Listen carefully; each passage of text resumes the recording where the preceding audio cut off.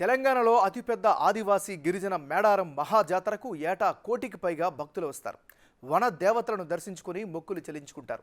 ఈసారి జాతరకి వెళ్లే భక్తులకు ఎక్సైజ్ శాఖ అధికారులు ఆంక్షలు విధించారు. బెల్లం తీసుకువెళ్లేటప్పుడు భక్తులను నిబంధనలు పెట్టారు. ఆధార్, ఇంటి నెంబర్, ఫోన్ నెంబర్లు ఇచ్చి బెల్లం కొనాలని తెలిపారు. లేని పక్షంలో బెల్లం అమ్మకాలు జరపకూడదని సదరు షాపు యజమానులకు హుకుం జారీ చేశారు. జాతర పేరుతో బెల్లం అక్రమ వ్యాపారం జరిగే అవకాశాలు ఉన్న నేపథ్యంలో ఈ ఆంక్షలు విధించాము అని చెబుతున్న ఎక్సైజ్ సూపరింటెండెంట్ కిరణ్తో మా ప్రతినిధి మధు ఫేస్ టు ఫేస్. తెలంగాణలో అతిపెద్ద మహాజాతర మేడారం సమ్మక్క స్థలం జాతర. ఈ జాతరకి సంబంధించినటువంటి జిల్లా నుంచే రాష్ట్ర వ్యాప్తంగా కాకుండా ఇతర దేశాల నుంచి కూడా కోటాను కోట్ల మంది భక్తులు వచ్చి ఇక్కడ సమ్మక్క స్థలం మొక్కులు చెల్లించుకుంటారు.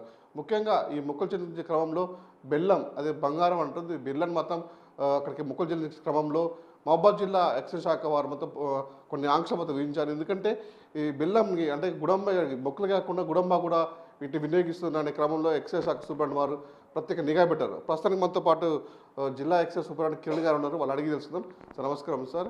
ఈ జిల్లా మేడారం సమ్మక్క సార్ జాతరకి జరుగుతున్న క్రమంలో అందరూ బంగారం అంటే బెల్లాన్ని ఎక్కువ మొక్కులు చెల్లించుకునే క్రమంలో ఎట్ ద సేమ్ టైం ఇటు గుడంబ కూడా విక్రయిస్తున్నారు అనే ఒక మాట వస్తున్నాయి. దాన్ని ఏ విధంగా మీరు కట్టడి చేయబోతున్నారు? ఇప్పుడు ఒకటండి, ఇప్పుడు తెలంగాణలో జరుగుతున్నటువంటి ముఖ్యమైన జాతరలో సమ్మక్క సాతర జాతర సంబంధించింది చాలా ఇంపార్టెంట్. కోటాను కోట్లు భక్తులు వస్తారు.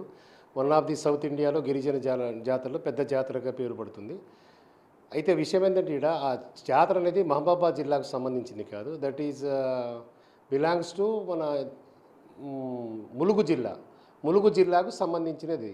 కాకపోతే ఏంటంటే ఇందులో ఎక్కడి నుంచి ఏంటంటే ఖమ్మం కానీ కొత్తగూడెం కూడా రారండి. ఇక్కడ త్రూ ఏంటంటే ఇల్లందు నుంచి డైరెక్ట్ వెళ్ళిపోతారు ఏటు నగరం.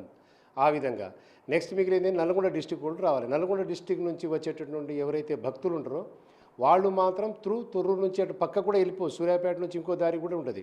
అయితే కొంతమంది మాత్రమే మనకు ఎక్కడి నుంచి అంటే ఈ బయ్యారం నుంచి వచ్చేటోళ్ళు కానీ, లేకుంటే ఖమ్మం నుంచి వయా మరిపేట బంగ్లా నుంచి కానీ, నల్లగొండ నుంచి వచ్చేటోళ్ళు తొర్రు నుంచి వచ్చేటోళ్ళు కొన్ని రూట్స్లో నుంచి వచ్చే భక్తులకు మాత్రము మహబూబాబాద్ డిస్టిక్ యొక్క బార్డర్లో నుంచి మహబూబాబాద్ జిల్లా నుంచి పోవాల్సి వస్తుంది. అలాంటి వాళ్ళు చాలా తక్కువ ఉంటుంది. వచ్చే పబ్లిక్ జాతరలో 110% కూడా నా జిల్లా నుంచి వెళ్ళేటోళ్ళు ఉండొచ్చు. అందులో భాగం ఏంటంటే భక్తులకు మాత్రం ఎటువంటి ఇబ్బందులు పెట్టము.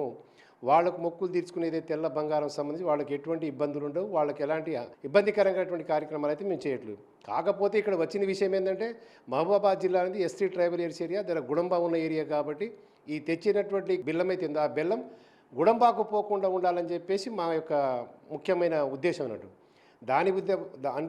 ఆ ఉద్దేశంలో భాగంగానే గుడంబాకు పోతే మాత్రం సహించము మేము. ముఖ్యంగా తెల్ల బెల్లం ఇప్పటికే నల్ల బెల్లం దొరక తెల్ల బెల్లంతో కూడా గుడంబా పెట్టడం జరుగుతుంది మహబూబాబాద్ జిల్లాలో. కాబట్టి దాన్ని అరికట్టే భాగంలో గుడంబాకు తయారీ మాత్రం వాడకూడదు, మిస్యూజ్ కాకూడదని చెప్పేసి చెప్పడం జరుగుతుంది తప్ప భక్తులు మాత్రం ఇటువంటి అసౌకర్యమైనటువంటి పనులు అయితే చేయట్లేదు. మహబూబాబాద్ జిల్లా వ్యాప్తంగా ముఖ్యంగా ఈ బెల్లం అమ్మకాలకి అంటే ఎవరైనా అప్లై చేసుకున్నారా? వారికి ఏమైనా పర్మిషన్ మీరు యాక్చువల్గా ఇచ్చారా? ఏమన్నా మేము పర్మిషన్ ఎవరికి ఇవ్వలేదండి. మాకు గుర్రు యాక్ట్ ప్రకారం చెప్పేసి వాళ్ళు ఏంటంటే జనరల్గా కిరాణా షాపు వాళ్ళు అమ్ముతారు తప్ప స్పెషల్గా ఒక షాపులంటి పెట్టి అయితే మేము లేము. షాపు పెట్టుకోవాలంటే కమర్షియల్ ట్యాక్స్ వాళ్ళది కావాలి. మాది బెల్లానికి సంబంధించిన ఒక షాప్ పెట్టుకోమని చెప్పేసి మాకు రూల్స్ ఎక్కడ లేవు, కానూలు ఎక్కడ లేవు. కిరాణా షాప్ వాళ్ళే వాళ్ళు అమ్ముకుంటారు.